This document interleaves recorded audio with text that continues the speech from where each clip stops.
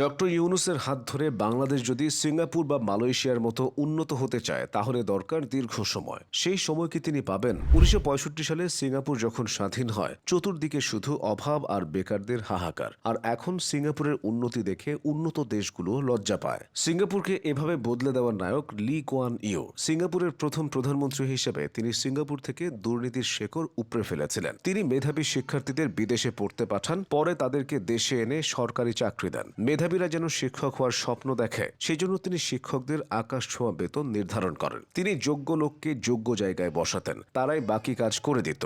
তবে ১ বা ২ বছর নয়, লি কুয়ান ক্ষমতায় ছিলেন দীর্ঘ ৩১ বছর। তিনি স্বেচ্ছায় ক্ষমতা ছেড়েছিলেন। সিঙ্গাপুরের আয়তন বাংলাদেশের নারায়ণগঞ্জ জেলার চেয়েও কম। ছোট্ট এই দেশে বর্তমানে গুগল, ফেসবুক, শেভরন, টয়োটার মতো প্রতিষ্ঠান সদর দফতর খুলেছে। পুরো সিঙ্গাপুরে আপনি দুর্নীতি তো দূরে থাক, সামান্য পরিমাণ ময়লাও খুঁজে পাবেন না। আধুনিক সিঙ্গাপুরের জনক লি কুয়ান ২০১৫ সালে না ফেরার দেশে পাড়ি জমান। তবে তার ৩১ বছরের শাসনামল ইতিহাস হয়ে আছে। এবার আসা যাক মালয়েশিয়া প্রসঙ্গে। ১৯৮১ সালে মাহাথির মোহাম্মদ যখন মালয়েশিয়ার ক্ষমতায় আসেন, তখন দেশটির রাজনৈতিক অবস্থা ছিল খুবই খারাপ। মালয়েশিয়ার মানুষ বিদ্বেষ আর দলাদলিতেই ব্যস্ত ছিল। মাহাথির বিশ্বাস করতেন, নানা ধর্মের, নানা মতের মালয়েশিয়াকে একটি জায়গায় আনতে হলে আগে দেশের আইন শৃঙ্খলা ঠিক করতে হবে। এরপর তিনি অর্থনৈতিক সংস্কার শুরু করেন। ২২ বছর ক্ষমতায় থাকার পর ২০০৩ সালে তিনি অবসরে গিয়েছিলেন। এর ১৫ বছর পর ২০১৮ সালে আকস্মিকভাবে পুনরায় দেশের ক্ষমতা নেন মাহাথির এবং ২০২০ সাল পর্যন্ত দায়িত্ব পালন করেন। ৯০ বছর পরও একটা দেশের হাল ধরে তিনি হইচই ফেলে দিয়েছিলেন। বর্তমানে মাহাথির মোহাম্মদের বয়স ৯৯ বছর। প্রশ্ন হলো,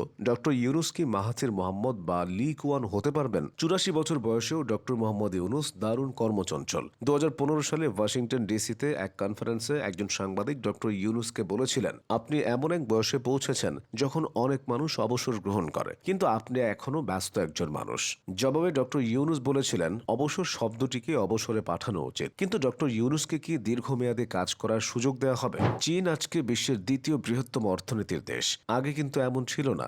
দেং শিয়াওপিং নামের এক ব্যক্তি ১৯৭৮ থেকে ১৯৯২ সাল পর্যন্ত চীনের অর্থনৈতিক সংস্কারের মূল নেতৃত্বে ছিলেন। দীর্ঘ ১৪ বছরে তিনি চীনকে উন্নয়নের ট্র্যাকে তোলেন। কৃষি থেকে শিল্প, তার আমলে সবকিছুতেই চীন উন্নতি করতে থাকে। সেই ধারাবাহিকতা আজও আছে। অনেকের ধারণা, সময় পেলে ডক্টর ইউনূস বাংলাদেশের চেহারা পাল্টে ফেলতে পারেন। ডক্টর ইউনূসের সবচেয়ে বড় শক্তি হলো তার বৈশ্বিক পরিচিতি। শুধুমাত্র চীন সফর থেকে তিনি বাংলাদেশের জন্য যা যা এনেছেন তা অনেক নেতার কাছে স্বপ্নের মতো। চীন সরকার ও চীনা কোম্পানিগুলোর কাছ থেকে ২১০ কোটি মার্কিন ডলারের বিনিয়োগ, ঋণ ও অনুদানের প্রতিশ্রুতি পেয়েছে বাংলাদেশ। চীনের প্রায় ৩০টি কোম্পানি বাংলাদেশের বিশেষ চীনা শিল্প অর্থনৈতিক অঞ্চলে $১ বিলিয়ন বিনিয়োগের অঙ্গীকার করেছে। এছাড়া ২০২৮ সাল পর্যন্ত চীনে কোটা ও শুল্ক সুবিধা পাবে বাংলাদেশ। চীনে আম রফতানির জন্য ৬ বছর আগে দেশটির কাছে আবেদন করেছিল বাংলাদেশ, তবে নানা জটিলতায় সেটা আর কার্যকর হয়নি। তবে এবার তারা বাংলাদেশ থেকে আম নিতে চায়। সবচেয়ে বড় সফলতা হলো তিস্তা প্রকল্প নিয়ে আলোচনা। তবে শুধু তিস্তা প্রকল্প নিয়েই সীমাবদ্ধ থাকেননি অধ্যাপক ইউনূস।